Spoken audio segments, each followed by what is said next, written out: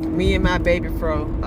I might keep the top because I think I found something that works for my hair to give it shine. And because my hair curls when it's short, which is weird, but as it grows long, only my roots are like a little wavy, but my tips are straight. It's hard to explain. So I've learned, and men, you might say, April, you don't know what you're talking about.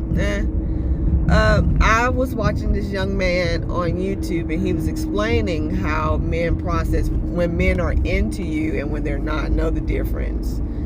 And so apparently some men, because of course a lot of men do not like rejection, so they will do stuff not in a negative light, but just to see if your response is something worth even going any further, because they want to make sure that you are feeling like they're feeling. If they feel like you're not feeling like they're feeling, then they're going to do something just to see if you feel like you feel. Men, I understand that you don't like rejection. I don't know why they don't think women don't like rejection. We don't like it either, okay, at all. But we learn how to move on. Yes, you might get hurt, and it's okay to get hurt. I don't understand why we can't grasp that everything is not meant to be a lifetime. Some things are seasonal. So if it does not work out, it does not mean that you messed up. And it could have been some things that happened or transpired. But I think we try to hold on to everything that we feel is it. Now, men and women, we're both the same when we feel like this is the one. Like we know that this is the one. Especially men. Men already know when they first time they see you that this is my wife. I get that. But sometimes she's not ready for that role.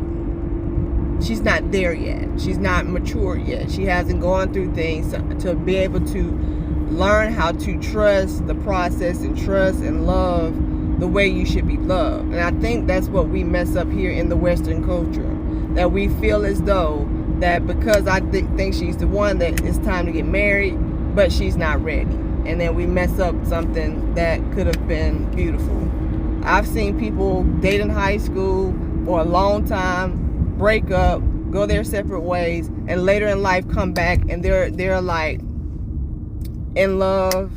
And that's how sometimes it works. So you have to understand, if it's meant for you, she will return or he will return. If not, they will be on about their business. So just trust the process. Okay, please. Thank ya. Okay, so I got sidetracked. I was doing a series, but got sidetracked. So the rejection part. It is okay to be rejected. Female, male, does not matter. It's okay to be like pushed aside. I think sometimes, whether you are religious or not, if you believe in God or not, we don't like a door to be closed in our face. But you don't realize that God has definitely kept you from being hurt even further. Understand that. Sometimes we think a closed door means failure, and it does not. It does not. He knows your heart, and he knows, and he wants what's best for you. And if you're sitting here basically thinking that every door should be wide open for you when it pertains to, regardless whether it's love, your job, what have you, you don't understand how this person got a promotion and you didn't, and you started way before them. All things work together. Because I was laid off in 2008, and I'm like, this woman gave this job to another woman that don't know what she doing, but she let me go and let her stay. And I'm like, what the heck? And I was frustrated, but it pushed me to go back to school, finish and get my degree, and start my own company back in Alabama. That lasted from 2009 till 2020. So if it wasn't for that push, that door shutting in my face, I wouldn't have gone back to school to finish and get my degree, and I wouldn't have started my own business. So that's what I'm saying.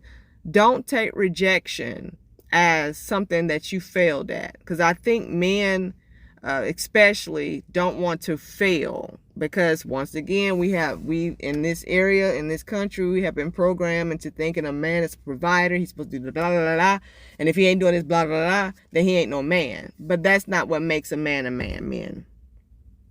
And women have been programmed to believe that is the case, because we get it confused, especially when we get married. when a man, he feels as though as he's working, I'm providing, that is love. But that's not love. If you want to use an example, far as like church, if they are still talking about tithing and you're supposed to give 10% of your earnings because it's supposed to be mandatory, then that's something you're supposed to do. Providing is something that you're supposed to do. Unfortunately, you've been cursed to do that because of what happened in the garden, okay? Whether you believe in the Bible or not. I'm going to have to make a part 3 because this is not long enough. Because I want to dive into that. Because I think men think because I provide for you, that's love. And for women, that's not love. That's something you're supposed to be doing in the first place. And I know men might take it the wrong way, but hear me out. I'm making another part.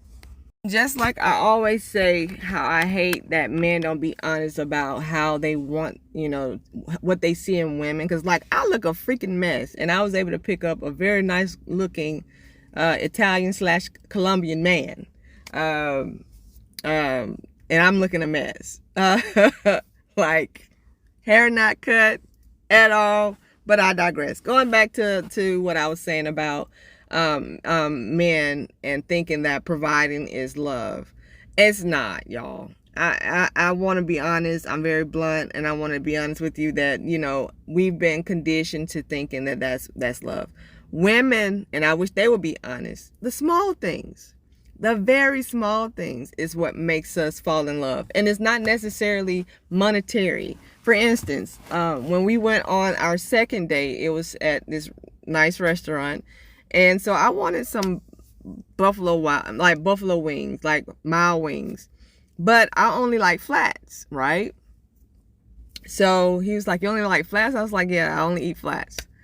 So yesterday, he ordered it again, but he went to go get it and brought it back. And I said, crap, I forgot to tell him I wanted all flats because I don't like drums or whatever you want to call them. And he brought flats. See, that's what I'm saying. The small things. You remembering the conversations that you've had with that person that you want to be with. And you're recalling and you're bringing forth what she said or what he said. But basically for women, that right there will have your woman next to you all the time with support. You don't even have to worry about in the bedroom for those who are married. If you're not married, hey, it is what it is. But you don't have to worry about that. By listening to her and remembering the small things, for him to remember that I like all flats, and I only mentioned it one time. That right there, and that's when you know a man cares, because when he's listening to you and he remembers the things that you like I was like telling him, like, PJ Morton is my favorite band. I like live music. I like live bands. If I'm going to a concert, I want to see a full band. I ain't got time for no dang on DJ. He's like, noted. So that's what I'm saying. Those small things will take your relationship a long way, men. But providing is a good thing, but it's something that you're supposed to do. Whereas loving a woman is just doing the small things, paying attention to her. Yes, I'm kicking these things out. I think this may be the last one. So, men, let me get you to understand the small things. Like, if you're noticing that she's eating a particular fruit, candy, whatever, that you see her eating a lot, just by you showing up and just having that bag of candy or fruit or whatever in the refrigerator, just say, babe, just go look, or just have it somewhere where she can find it. That right there, marriage, that night, or that, if there ain't no children in the house, you're getting it. You're getting it. That's what I'm saying. And that's when lovemaking becomes so unique, because you're showing her that I see you. And she feels that she's being seen. And that when y'all come together in that way, it's mind-blowing. I don't care who you are. It will be mind-blowing. Period. I know I'm talking about stuff. I'm not married, but eventually, hopefully, maybe I will get there. If not, it is what it is. And that's another thing, women. We get so consumed in trying to do everything for him, and we lose ourselves. I did that in my marriage. I lost myself. And it goes downhill. And men don't want you to lose yourself in them. They want you to want them, but you don't necessarily have to need them. You know what I'm saying? That you're able to stand on your own 2 feet.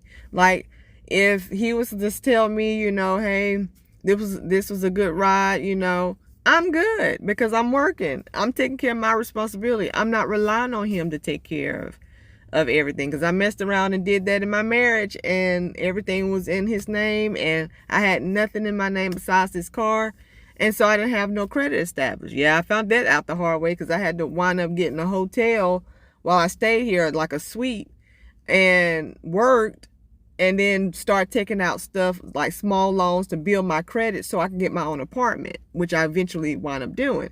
So that's what I'm saying. Do not get so wrapped up into his stuff. Keep doing you. Keep going out with your friends, you know, in a respectable way. I'm not saying that, you know, go out every night, but don't consume yourself with him and him alone. Still have girl night, you know? Still have your hobby. Still have what you love to do. Still be you. Do not, if a man is requiring you to change your look, want you to have all this and this and this, it's not worth it, baby. It's okay to be rejected in that way. Don't change who you are for somebody that wants you to be a certain way. Ever. When you're in the beginning stages of a relationship, there is what we call a honeymoon stage, because you're getting to know the person, you're loving what they're doing. And men, this is what I also need y'all to stop doing. Once you marry the woman, you got her on a piece of paper, she has your last name. Whatever you start to get her, you better continue. But don't sit here and do all this stuff at the beginning stage, and then you get married, and then you stop because you got her.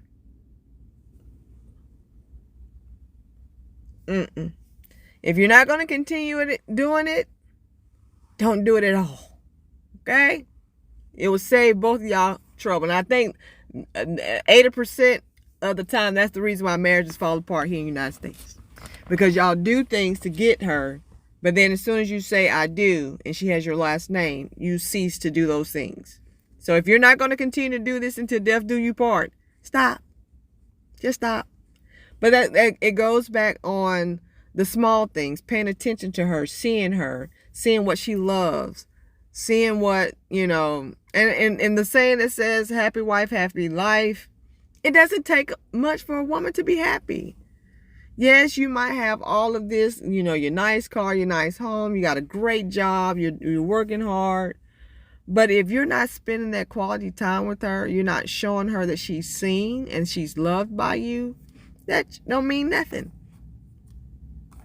Now, the material stuff don't mean nothing. Now, these new chicks, these new young girls, because they've been watching too much reality TV thinking that it's all about that. It is not.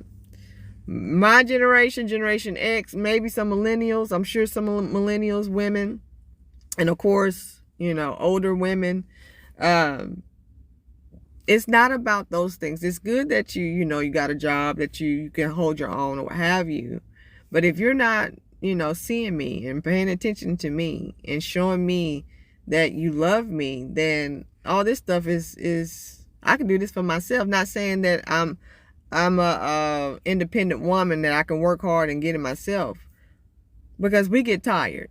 Like, I've been working, taking care of my kids, you know, and I'm getting to the point where I'm getting drained, because I've been working since I was 14 years old. I'll be 43 this year. So I've been working pretty much majority of my life, okay? And sometimes I need a break. But just see her, please. Just see her. Even writing a little note, if you go to work before she does, and the note sitting on the pillow, and you just say how much you love her, and I promise you, you won't regret it. And pointers on when I talked about how women lose themselves in the man because she wants to be all that he wants her to be. She either forgot about herself. She's supporting him, doing everything that he loves to do, and she forgot herself. We become needy and nagging when that happens. And it took someone to say something to that effect, but not fully, that a light clicked on. This is why women become very nagging. Like my friend, he's a workaholic. And I've been there, done that, because I had a business. I had to start from scratch. So I definitely get it. So all yesterday, even though I was spending time with him and it was his off day, he was still working, because he oversees like 15 stores. He's a VP. So he's always busy, and I get it. And he kept saying, I'm sorry that I'm having to do this while you're here. And I'm like, I'm good. I can find something to do. I read a book. I actually fell asleep and took a nap, and then woke up and like, oh my God, I can't believe I fell asleep. And I did some Just Dance. I listened to music. And he kept apologizing that this was taking longer than he thought it was going to take, and having small meetings or what have you. And I told him, I was like, I get it. And when I can entertain myself, knowing that he's working, it's okay. And I know as women, we want the attention. We want it to be all on us. But once again, men are programmed to provide, to work hard, to work so they can take care of their responsibility. So we have to come to an understanding that if he works, especially if he keeps apologizing, like he kept apologizing. It took him some hours to finish. That's why when I was making videos, I was at his house, and you can see me, I was sweaty because I was doing workout and stuff like that while he was working. So, but I understood, because when I started my business from scratch, I had to work my behind off. And some days I'll be in my office all day, all night. And my husband at that time would come out. I'm like, are you coming in? I'm like, I got to finish this. I'm looking at these pictures. I'm trying to create graphics for this company, building a website. So I was doing a lot of that. And he felt as though I was taking the attention away from him, when I'm sitting here trying to, sad to say, I was playing the male role, not knowingly, in that aspect, because I at that time was the provider, and he had just had a lot of surgeries, and I will go to part 6 or 7 next. And what I mean about me being the provider, as we know, marriages have its ups and downs. And my, at that time, husband worked at a factory that did a lot of damage to his body. But me being the person I am, I don't look at roles like you're the provider and I'm the wife and I'm supposed to. No, I just went and started my business, started getting clients, started booking, like having contracts with different, companies. I've worked for Shelton Community College, which is back at home. I did like all their graphic works for everything, like everything, sports and all. So I would see when you see Shelton's billboards and stuff, they might still be using my stuff, I don't know. I would see my work on billboards. So it was just a beautiful thing, So I am a person that if we're in this together, we're one. If you got to have these surgeries, so be it.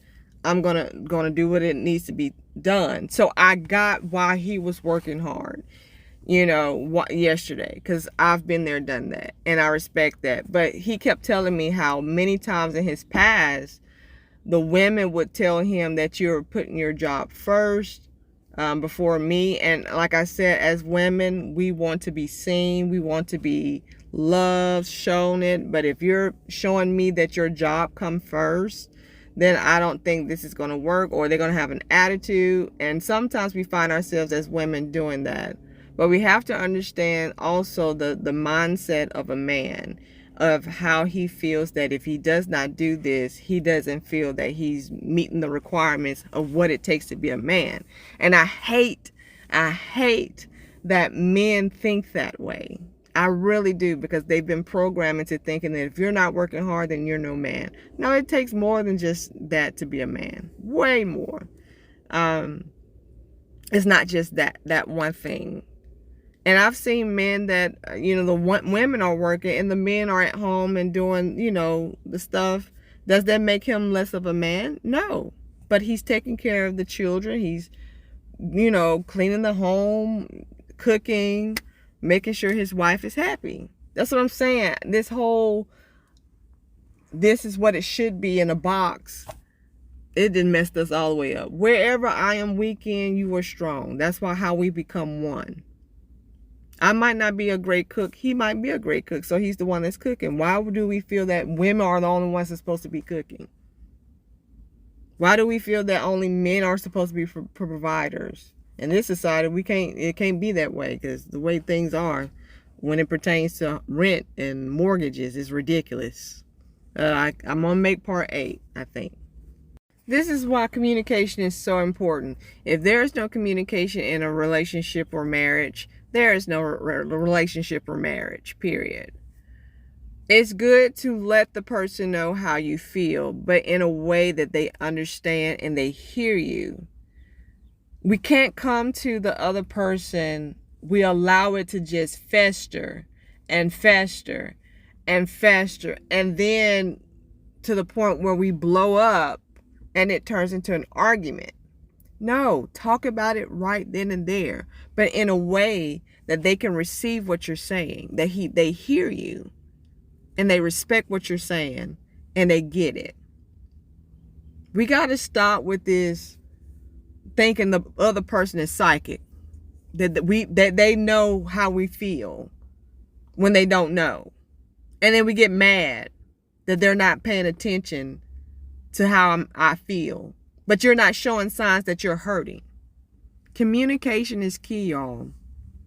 Communication is key. Period. He tells me things, I tell him things. I used to be that girl, because like I said, I got married when I was young. I was married for almost 15 years. So I did everything that he wanted, but I never did the things that I wanted. And I regret some of the things that I did, people that know me, it's rare that you see me with long hair. When I was married, I had long hair because that's what he liked. But then I was like, you know what? Towards the end of our marriage, I whacked it off. I just shaved it completely off. Because that's not me. It's never been me. I've always been a girl with short hair. I've never been the girl with the long hair, because I don't like long hair. That's just me, Don't lose yourself, but communicate. Tell them in a way that they can hear you, not in a confrontational way, not wait until you allowed it to just sit there and sit there and sit there, and now you upset. He can do one little thing, or she does one little thing, and now there's a big argument, and they're trying to figure out, why are we arguing about something that's so minute? It's because you allow whatever it is that they did in the past to fester and not talk about it right then and there. I think you will find yourself in a relationship for a long time, for a lifetime, if you just talk about it. Talk. Because he talks to me and I talk to him. He tells me what he's gone through in his past, and I tell him what I've gone through in my past. We have a conversation just like I'm talking to you now. And we understand each other. We do. So I'm just trying to help people. But I think this is it, y'all.